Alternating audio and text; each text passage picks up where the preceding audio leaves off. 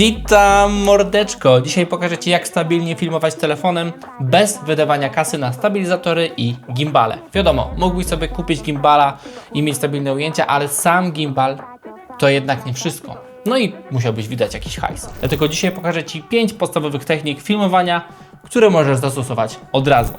Kominku napalone, więc zaczynamy.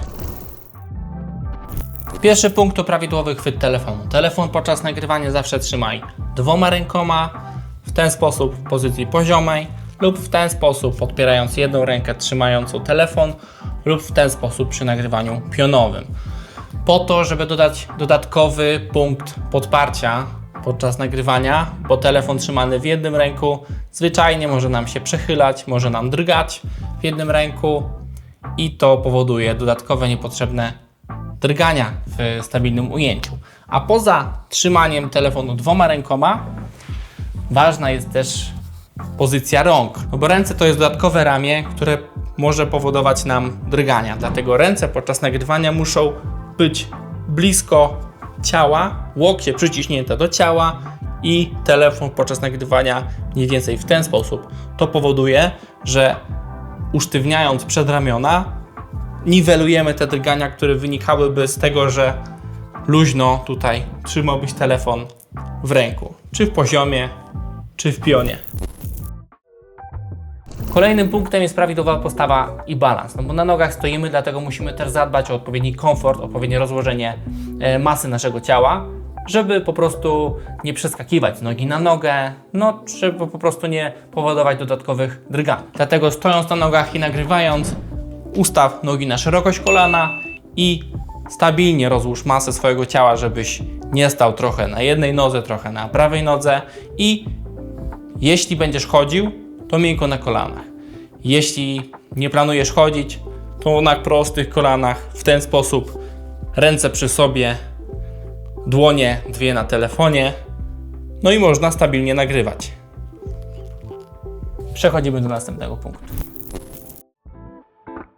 No a trzecim punktem jest połączenie tych wszystkich technik i prawidłowe robienie ujęć, bo trzymając telefon w dwóch rękach, stabilnie na dwóch nogach, z łokciami przytulonymi do ciała, możemy w łatwy sposób panoramować, ruszając ramionami, no i biodrami w sumie też, jak widzisz, i robić ujęcia lewo-prawo lub góra-dół. A góra-dół pokażę Ci z profilu i to wygląda w ten sposób, że ruszasz się ciałem, a nie tutaj na rękach, no bo wyciągając ręce do przodu, no już robisz dłuższe ramię, więc to może spowodować to, że dodatkowe drgania na telefon przełożysz, dlatego blisko przy ciele w ten sposób możesz sobie trochę szerzej na kolanach i robić takie przysiady, żeby te ujęcia były stabilne. Albo różne kombinacje typu siadanie, przychylanie się i praca nogami, tak żeby telefon był nieruchomy. Złą praktyką jest po prostu wzięcie telefonu w dwie ręce i poruszanie się w ten sposób, kiedy ruszasz ramionami, a ciało stoi w miejscu, albo kiedy tak samo przed ramionami chcesz zrobić ujęcie. Dodatkowej stabilizacji dodajesz właśnie przyciskając łokcie do ciała i robiąc ujęcia właśnie w ten sposób. Następny punkt. A kolejnym punktem jest zadbanie o po prostu podparcie ciała. Na przykładzie domowym możesz oprzeć sobie ręce na kolanach, ustabilizować telefon w ten sposób, albo kucając gdzieś, bo nie wszędzie można usiąść, możesz się oprzeć, no tutaj na przykładzie mebla, ale możesz oprzeć się o jakąś ścianę, jakąś barierkę, o jakąś balustradę i zwyczajnie ustabilizować w ten sposób telefon. Dodatkowo, korzystając ze stolika, możesz się zwyczajnie oprzeć o stolik i wykorzystać go do tego, żeby telefon ustabilizować. Możesz na przykład oprzeć sobie telefon o jakiś przedmiot i zwyczajnie go tak położyć. Jeśli nie masz statywu, to jest dobry sposób na to, żeby gdzieś telefon po prostu położyć i nagrywać z miejsca, z którego chcesz nagrywać.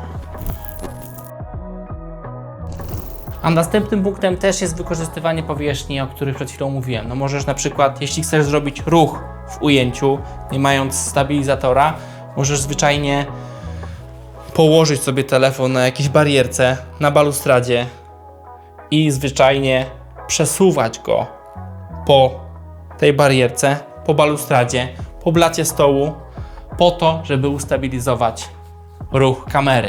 Jeśli chodzisz, jeśli musisz zrobić ujęcie w ruchu, no to postawa miękko na nogach, stabilnie na nogach, ręce przy łokciach i zwyczajnie starasz się w ogóle nie poruszać tułowiem.